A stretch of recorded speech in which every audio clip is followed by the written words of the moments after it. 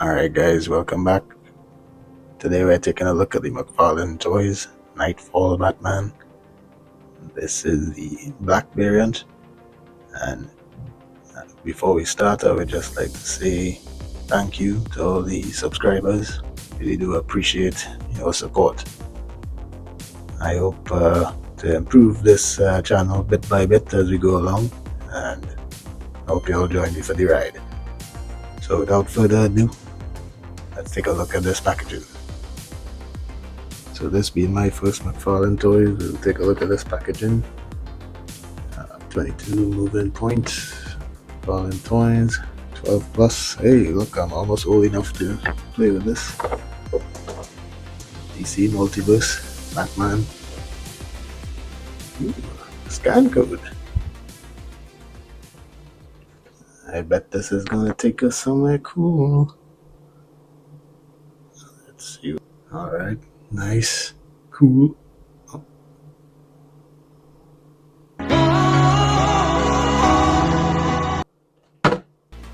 Moving along to the back, you see this nice Knightfall #1 artwork in black and white this time.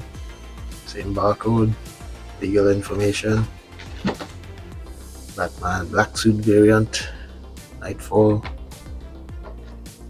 Got that nice cutout on top for the light to shine through. In box collectors. Though I'm not sure how much in box collectors are gonna appreciate this pose that he's in. Yeah. Not sure why they did this. But anyway, let's unbox this and see what we get inside. So here we go again. We have our trusty box cutter and my slicing the tape at the bottom.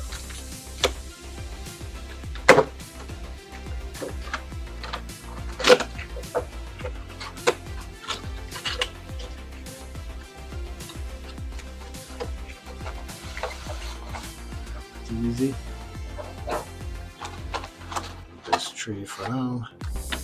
You can see here, Mcfarlane usually gives a trade-in card, and they usually have the DC branded stand there. So we'll take a look at those closer detail later. Now, you have the figure, you have the hand, and the batarang behind, some tape.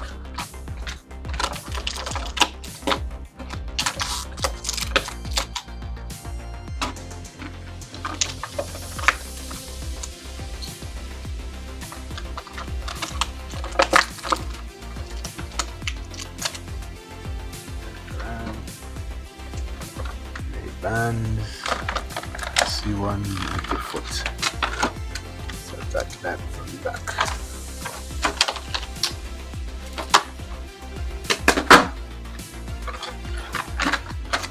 It should be free the little band.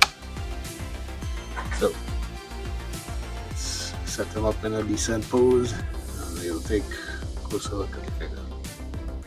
So let's take a closer look at Batman. You know, I was fully expecting to open this and not like it, this being my first Mcfarlane. And I've heard so many complaints and stuff over this line over the years. But to my surprise, it's actually really nice. I do have some complaints and we'll get to those eventually, but for now, let's take a look at the face sculpt. It's really, really cool. Actually, very nice. I'm just not focusing. I think the eyes could have probably done with a little extra painting, but the mouth and skin tone and everything looks really nice. I actually sculpted some nostrils up there. The cowl doesn't have a texture or anything, but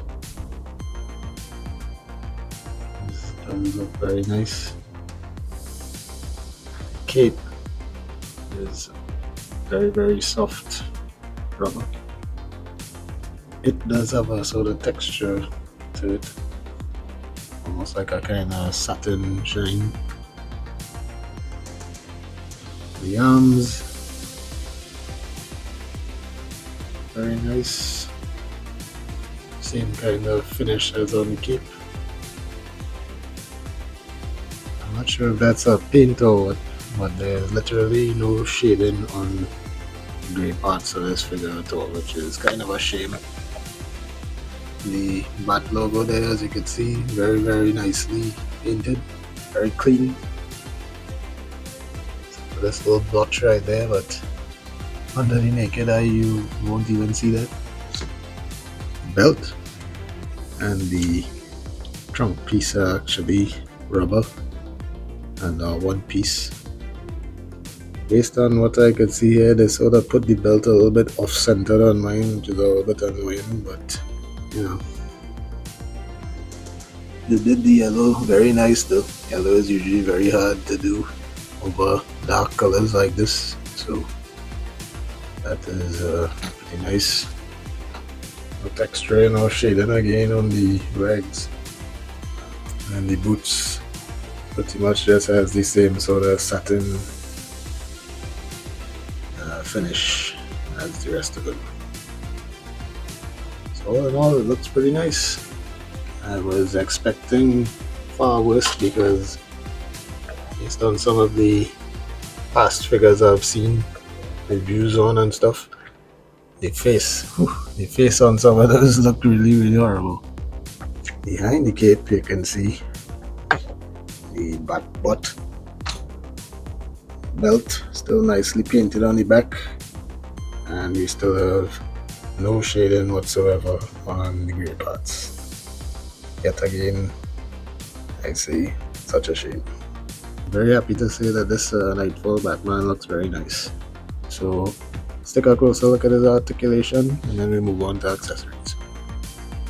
So for articulation, you have double ball peg on the head, so you get to look up that much, look down that much.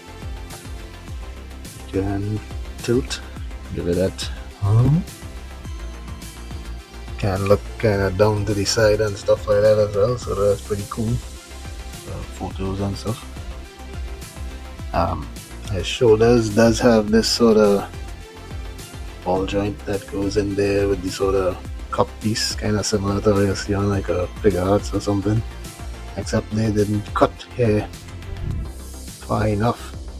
So if they were hoping to use that as a butterfly joint, it doesn't really get that much range, you know. So you're trying to bring his arm across his chest or something, and it just doesn't want to get any further than this.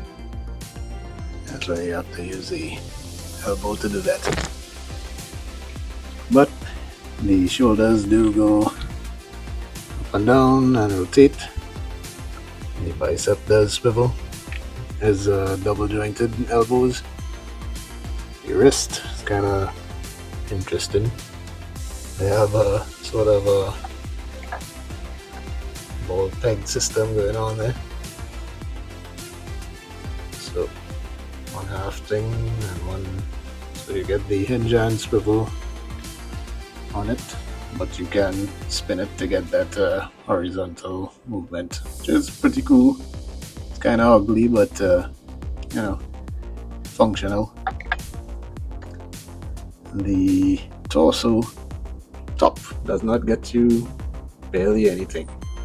It gets you more back, but not much forward. The waist actually does a little bit more leaning, so together you can crunch forward a little decently and arch back quite a lot. The legs do kick forward. As mentioned, the crotch piece is rubber, so you can actually push them to the limit.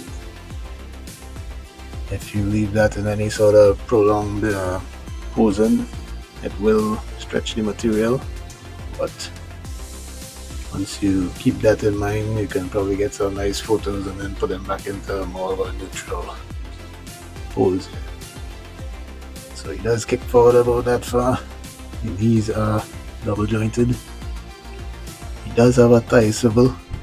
However, once he's in a neutral position like this, the thigh swivel won't work because of the butt cheek is touching up against here, so you can't get any more range than this. Once you kick forward, however, you'll get far more range on that thigh swivel. The legs are another interesting joint again. Not sure I like it, but it's similar to the wrist in the sense that you can swivel it, you can get good range forward and back.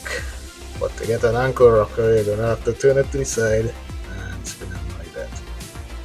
Not really sure I like that. I think that design is a bit outdated. And it does have a toe joint. So all in all, it's pretty decently articulated. Not sure I agree with some of the articulation choices there, but I will say he is pretty articulated and should get you into some dynamic poses.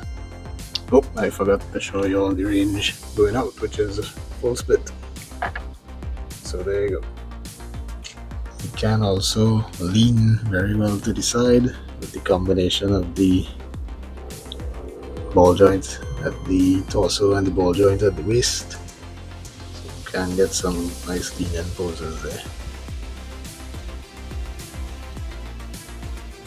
So moving on to the accessories, we have the playing card. Not sure I'd consider this an accessory, but it does have the same artwork as on the package.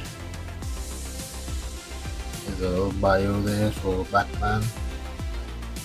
I think it would have been good to also have something about Knightfall as well, storyline. There you go. I like collecting cards. It does come with the very plain DC stand. The peg hole there, well, the peg, and there is nothing on the back here. So you can just plug that into the holes at the bottom of his feet. And that should give you some stability on the shelf. Avoid any dives. It does come with a fist stand, which goes on the left hand side. It does come with a gripping hand for the right hand side, and it does come with one batarang, which is in that same sort of finish as the gloves and boots and stuff. So let's put that all on him. You can do the fists and give him those pretty cool combat poses. You know, Batman's a brawler, definitely needs some fists, and you can put that alternate gripping hand on him, and that you can wedge the batarang.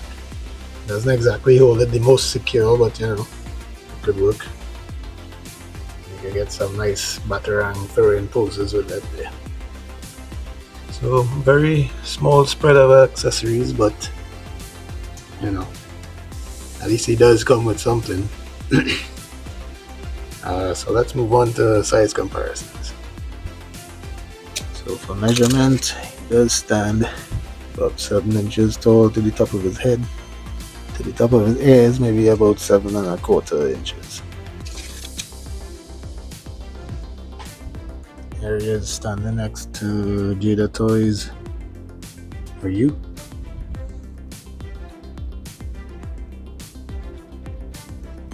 He is next to NECA Mirage Raphael.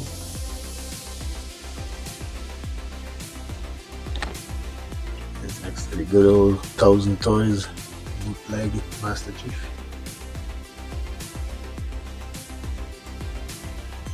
Areas next to the recently reviewed Black Series Mando. Mando's leaning forward a little bit there. There you go. Still short. Areas next to Marvel Legends Black Widow with a wonky leg. Does not want to stand.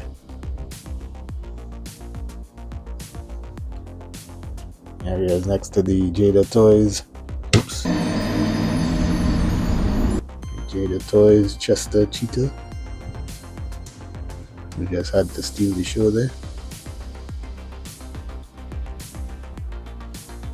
Lastly, areas next to the Marvel Legends Ant-Man.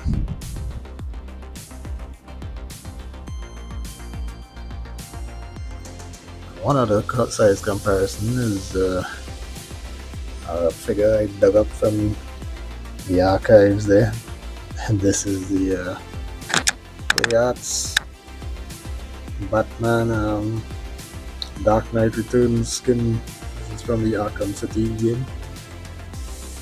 As you can see, the only other Batman figure I have there, but that's how he scales.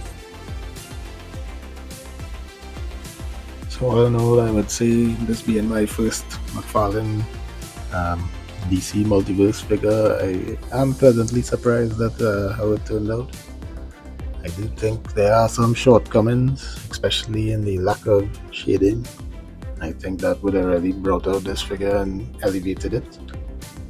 I really do wish they gave us some more accessories, especially an alternate head sculpt, something a little bit more expressive for those intense fight scenes, photos and things like that,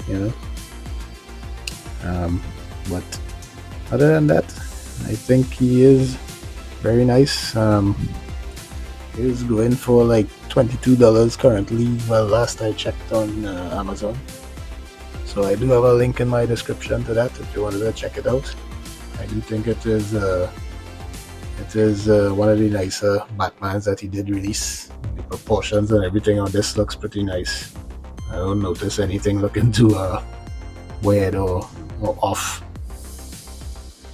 So thanks for watching and take care, guys.